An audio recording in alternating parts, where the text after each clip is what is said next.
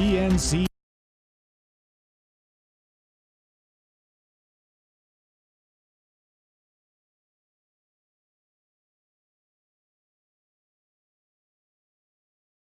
PNC News First is presented by the Bank of Guam, the People's Bank.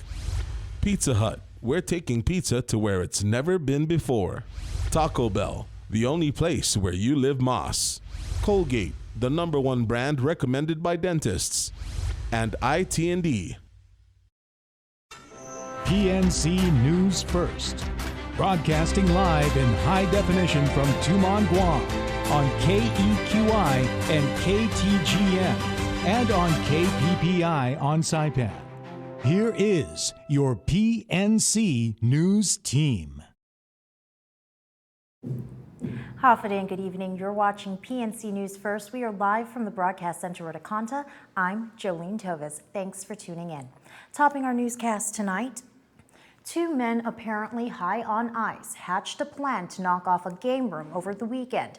And while they were able to make off with the cash, their stint on the run was quickly brought to a close by authorities. It took authorities less than 48 hours to identify the suspects who carried out a robbery at the Game Time game room in Tamuning.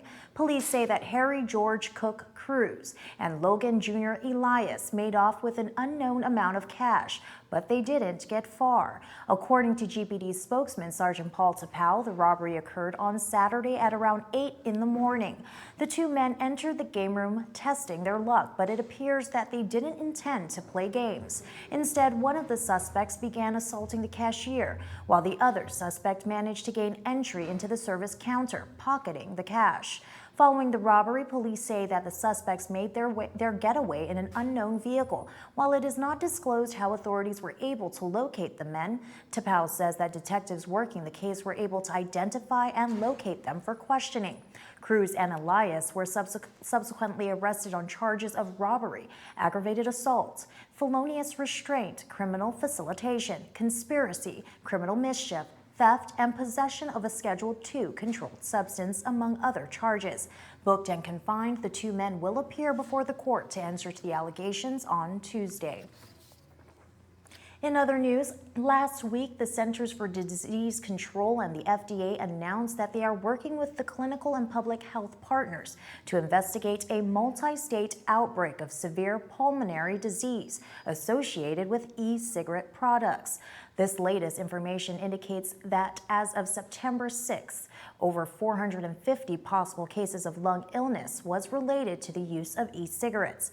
The numbers prompted PNC to take a closer look and sit down with local vape business owner Theseus Mendiola, who wants to set the record straight on this medical scare. Here's more. 5 deaths have been confirmed in California, Illinois, Indiana, Minnesota, and Oregon. A release from the CDC indicated that there was no evidence of infectious disease.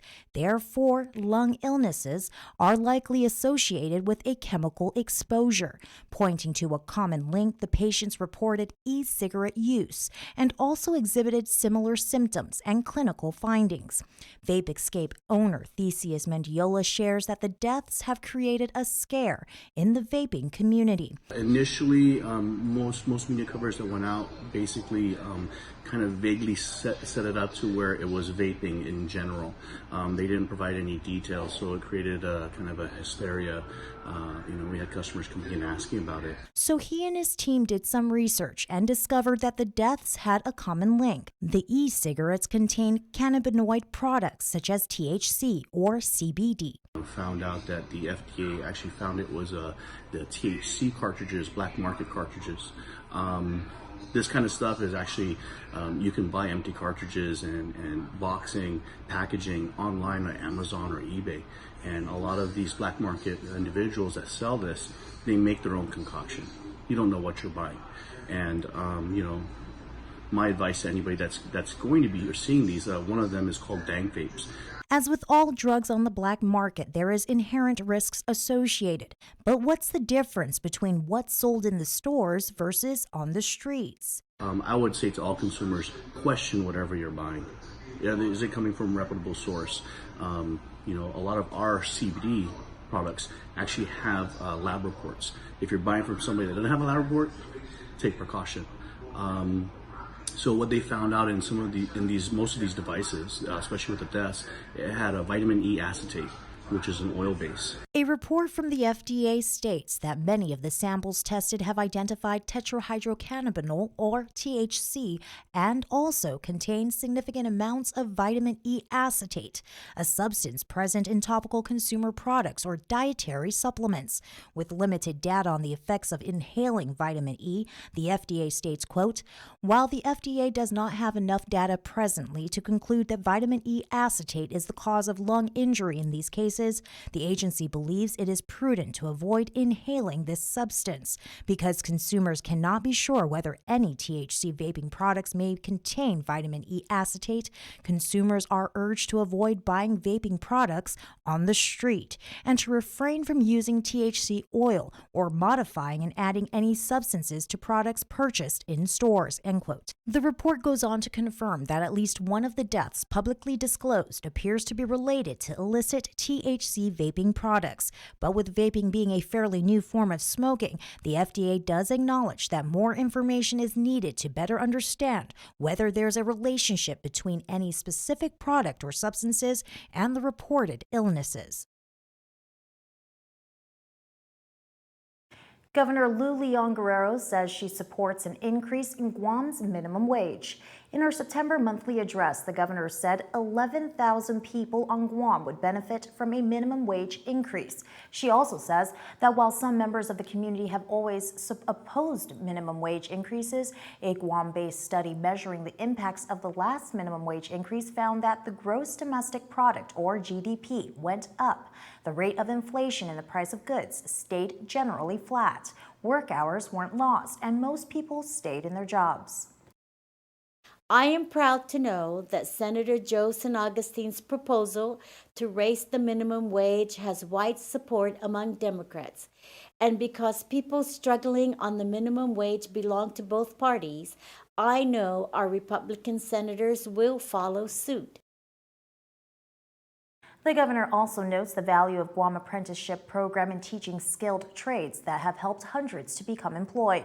While the program is expiring in just 4 months, she says thanks to Senator Regine Bisco-Lee, a bill has been proposed to streamline and extend the life of this program. She says she intends to sign the measure. She also states she will support a bill that brings worker compensation benefits into the 21st century.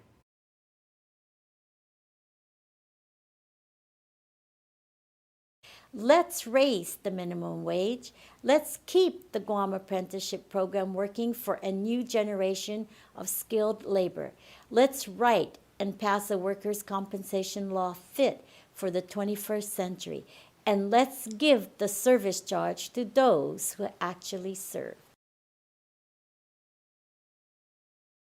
And you can find the governor's monthly address on our website at pncguam.com. Well, don't go away. When PNC News First returns, the governor signs a proclamation declaring September Deaf Awareness Month, and dozens turn out for a sunset ceremony with floating lanterns. Those stories and more after the break. Stay with us.